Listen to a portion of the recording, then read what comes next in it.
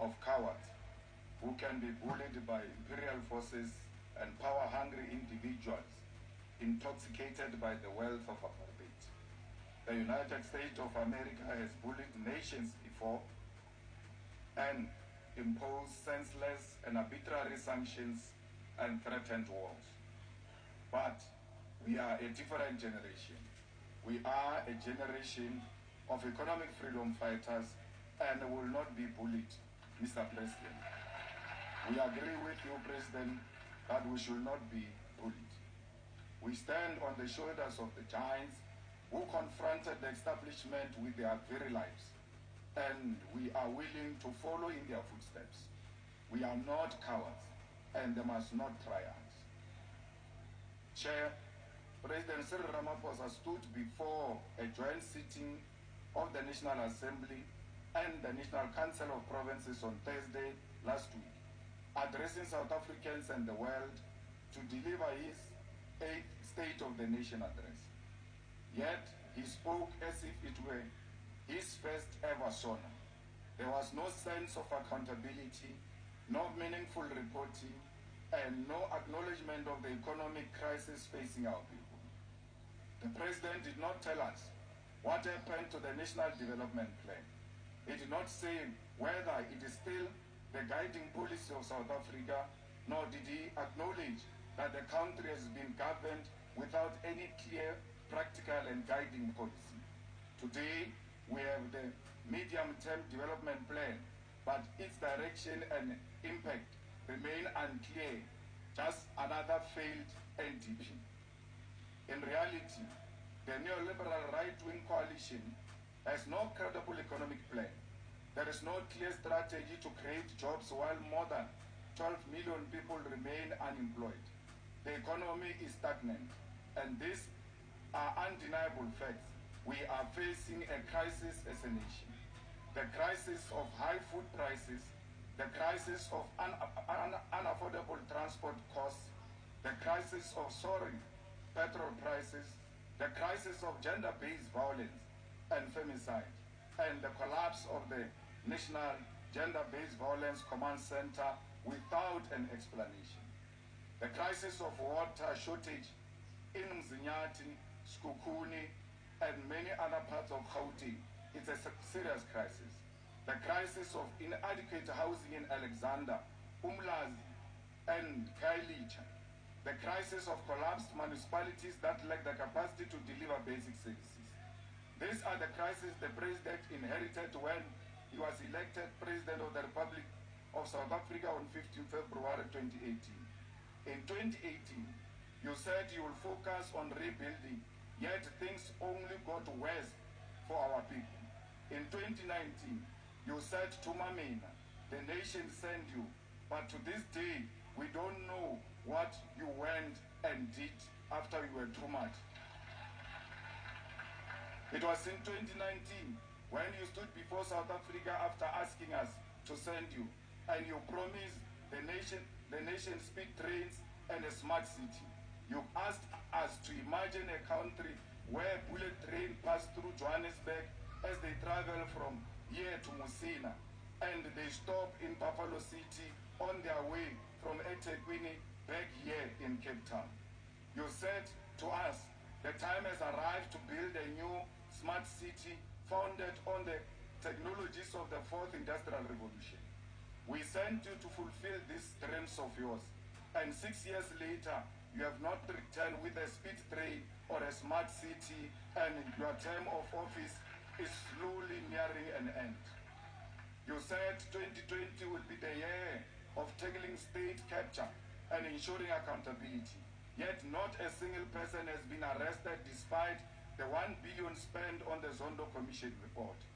In 2021, you declared it the year of recovery, yet South Africa's economy deteriorated further, with economic growth falling below 1%, except for the brief rebound following the reopening of the COVID-19, which collapsed almost immediately.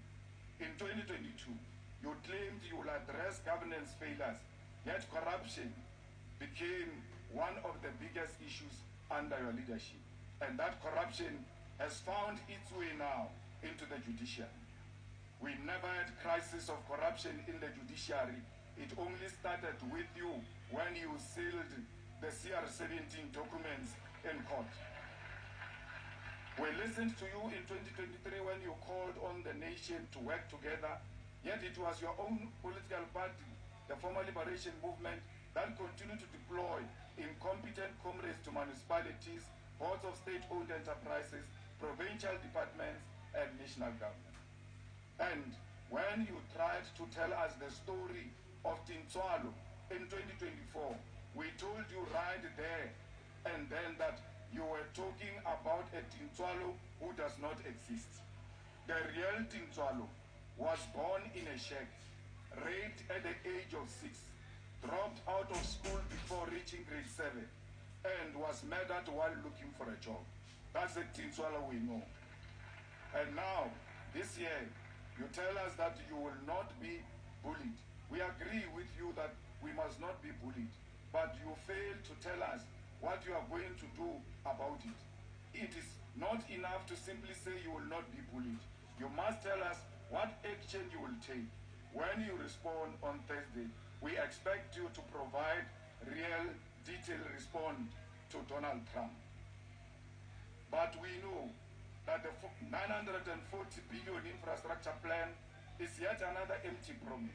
We know that 375 billion allocated to SOEs, which still do not have a clear reindustrialization strategy, is a waste of money. We know that the corporate approach and strategy for Transnet, the unbundling of Eskom, and the so-called modernization of ports and airports are all just privatization in disguise. President, we know that blended finance will become another looting scheme when students here at CBUT are sleeping outside at this very moment due to lack of housing. But as economic freedom fighters, we've adopted the theme of the year of picket lines. We are going back to the streets, we are reclaiming our identity, and we want to reunite with our people. We'll go to the streets to demand water for our people, to demand the speedy allocation of housing, to demand the eradication of pig toilets, and to fight for service delivery. We are taking our picket lines to the National Treasury and the Reserve Bank to demand nationalization and the transformation of the economy. We will picket outside correctional facilities to demand an end to overcrowding and syndicates within prison that control crime in the outside world. And we will demand the expulsion of private companies such as G4S, which has links to Israel and runs a prison in Mangaung. We continue to stand with the people of Palestine who remain under siege. We agree as the National Assembly that the Israeli embassy must be closed, yet their flag continues to fly in our country, while Palestinians are threatened with mass deportation to foreign lands. We support the government's case in the International Court of Justice, and we must remain resolute in the face of sanctions and sponsored attacks. And importantly, we must oppose the colonization of Gaza by the USA. Justice and freedom for Palestine. One day the people of Palestine will know the true meaning of freedom. Mr. President, we are not being attacked by Trump administration because you did anything wrong. They are attacking us because of our stand on Israel. They are attacking us because of the action the government has taken to ICJ. And we are saying to you, do not be misled by people who are saying you are under siege because of expropriation, which is meaningless act. That act does not say anything, and they all understand that language. They are using it to fight our case against Israel.